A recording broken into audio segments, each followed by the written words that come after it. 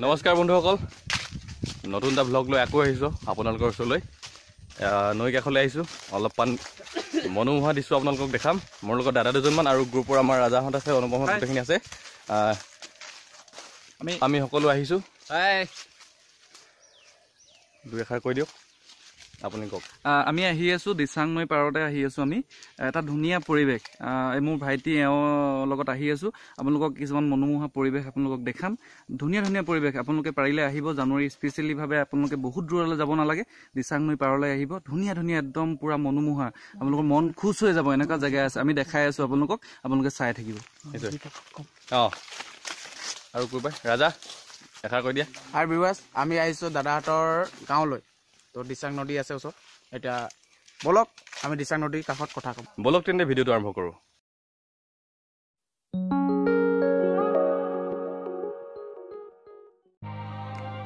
প্ৰথমে আপোনালোকক লৈ যাম নৈ পাৰলৈ, দিচাং নদীৰ পাৰলৈ আপোনালোকক লৈ যাম। আমি গৈ আছোঁ, এই আকাশ পাইছোঁহি। নৈ পাৰৰ দৃশ্য সদায় মনোমোহা হয়। আপোনালোকে হয়তো ভাল পায়, মই খুবেই ভাল পাওঁ। দুটামান কামত আহিছিলোঁ, সেইবাবে ভাবিলোঁ আপোনালোককো দেখাওঁ কি কিনো কৰিলোঁ। তললৈ গৈ আছোঁ। টোটেল আমি 6জন আছোঁ।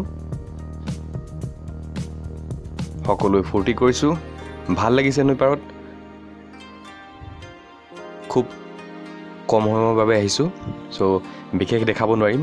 কিন্তু যিবোৰ বস্তু মই মোবাইলৰ কেমেৰাত বন্দী কৰিলোঁ, সেইবোৰ আপোনালোকক চিনেমেটিক ইফেক্টছৰ সৈতে দেখাম। আপোনালোকক দেখাইছোঁ, নিশ্চয় আপোনালোকে ভাল পাব। ইয়াত কাপোৰ ধুৱে, গা ধুৱে।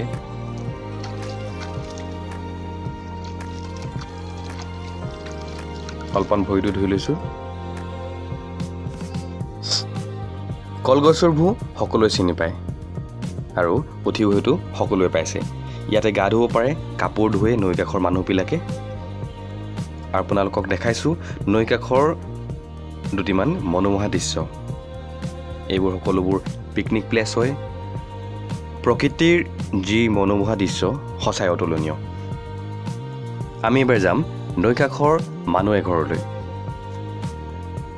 তেওঁ বাগিচাৰ ফুল কিছুমান আপোনালোকক দেখাইছোঁ, সঁচাই বৰ মনোমোহা। আইতা এগৰাকীয়ে লাইশাকৰ আগ খুন্দি আছে আৰু জনাইছে যে এই লাইশাকৰ আগখিনি খুন্দাৰ পাছত এবিধ টেঙা বনাব। টেঙাবিধৰ নাম হৈছে চেং।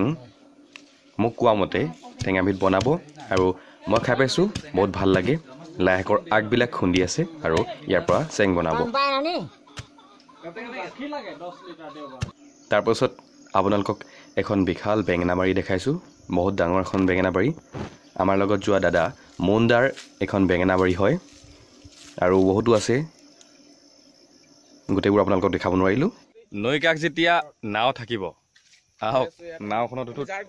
এখন মোৰে নাও হয়, উঠা বিন্দাছ। ভাইটিসকল আহিছে, মোৰ নাওখন দিছোঁ, অলপ চলাই চাবৰ কাৰণে দিছোঁ। নাও চলোৱা অভিজ্ঞতা মোৰ বিশেষকৈ বহুত আছে। এওঁলোককো মই আজি শিকাম কেনেকৈ নাও চলাব লাগে, এওঁলোকক শিকাম আৰু তেওঁলোকক উঠিবলৈ কৈছোঁ। মই উঠিছোঁ দেই নাওখনত। দাদাজনে কিবা ক'ব? হাই হাই বন্ধু, এয়া মোবাইলটো পৰিলে খালি বেয়া হ'ব কথাটো। দিচাং নৈ পাৰত মোৰ কিবা ক'ব নৈ পাৰত আৰু কি বুলি কয়, ভাইটিসকল আহিছে, তেওঁলোকক মই দেখাইছোঁ দিচাং নৈত। ইয়াতে আমি এইডোখৰতে আমি ডাঙৰ হোৱা, উমলি জামলি আমি ইয়াতে ডাঙৰ হৈছোঁ। মোৰ নাও আছে, ভাইটিসকলক উঠিছে। দিচাং বুলি ক'লে এটি গীতলৈ মনত পৰিছে। আমাৰ ডিম্বেশ্বৰ কোঁৱৰে, আমাৰ বিখ্যাত আমাৰ এই অঞ্চলৰ এজন নাট্যকাৰ ডিম্বেশ্বৰ কোঁৱৰে এটি গীত ৰচনা কৰিছিল। গীতটো মই অকণমান গুণগুণাই দিছোঁ। আৰু কি বুলি কয়,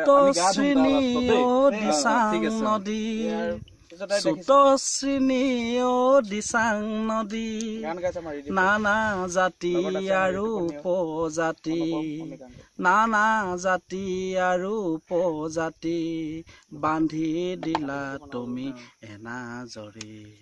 দিচাঙৰ উপত্যকাত বিভিন্ন জাতি জনগোষ্ঠীৰ যি মিলন, এই মিলনে এক একতাৰ এনাজৰী গঠন কৰিছে। আমাক সমন্বয়ৰ বান্ধোনেৰে সকলোকে একত্ৰিত কৰি ৰাখিছে। আমাৰ ইয়াত আছে আহোম, কছাৰী, গোৰ্খালী, আদিবাসী সকলোৱে মিলি দিচাঙৰ উপত্যকাত এক সুন্দৰ মিলনৰ তীৰ্থভূমিলৈ পৰিণত কৰিছে সেয়েহে দিচাং আমাৰ কাৰণে অতি আপোন দিচাঙে আমাক বহু দিছে আৰু দিচাঙৰ পৰা আমি বহু আশাও কৰিছোঁ সেয়েহে দিচাঙক লৈ আমি এক নতুন সপোন ৰচিছোঁ আহক সকলোৱে আমি দিচাঙৰ যি সৌন্দৰ্য সেই সৌন্দৰ্য সকলো উপভোগ কৰোঁ লগতে আহি থকা যি নৱবৰ্ষত আমি দিচাঙৰ পাৰতে উপভোগ কৰোঁ দিচাঙে আমাক যি অপৰূপ সৌন্দৰ্য আমাৰ মাজলৈ প্ৰদান কৰিছে আৰু সেই সৌন্দৰ্যক আমি মুক্ত কণ্ঠেৰে মুক্ত হস্তে আমি পান কৰোঁ ধন্যবাদ নৈ কাষৰ পৰা বিদায় ল'লোঁ এবাৰ আমি যাম এটা শ্বুটিঙলৈ আমাৰ এটা শ্বুটিং আছে মিউজিক ভিডিঅ' এটা শ্বুটিং আছে চ' আমি গৈ আছোঁ দুলীয়াজান আৰু আপোনালোকক দেখাম শ্বুটিঙত কি কিনো হ'ল বলক তেন্তে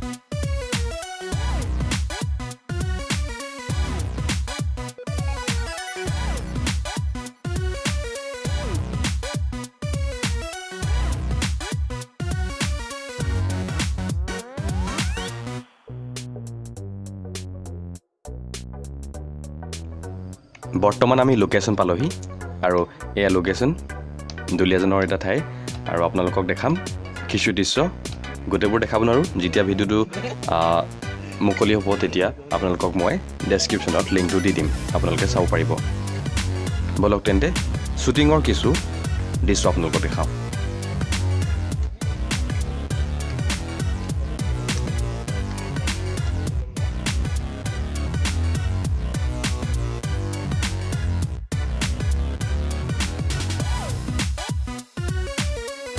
শ্বুটিং প্ৰায় কমপ্লিট হ'ল ড্ৰোন শ্বট দুটামান বাকী আছে চ' আজিলৈ বিদায় লৈছোঁ চেনেলটো ছাবস্ক্ৰাইব কৰিব লাইক কৰিব শ্বেয়াৰ কৰিব কমেণ্ট কৰিব আৰু কাষতে থকা বেল আইকনটো দবাই দিব ধন্যবাদ জয় আই অসম